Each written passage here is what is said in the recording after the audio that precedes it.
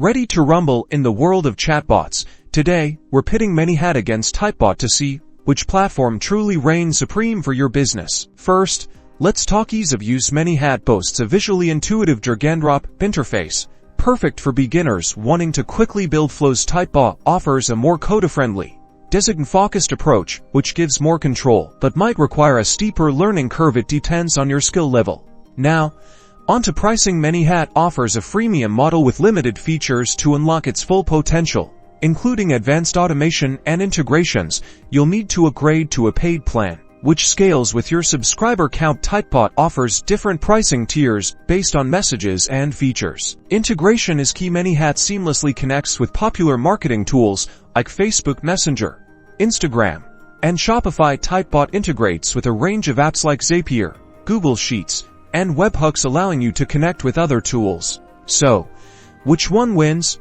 Manychat shines for lead generation and e-commerce businesses already heavily invested in the Meta ecosystem. Typebot excels at creating highly customized, on-brand customer support experiences and complex interactive flows. It all depends on what you're trying to achieve.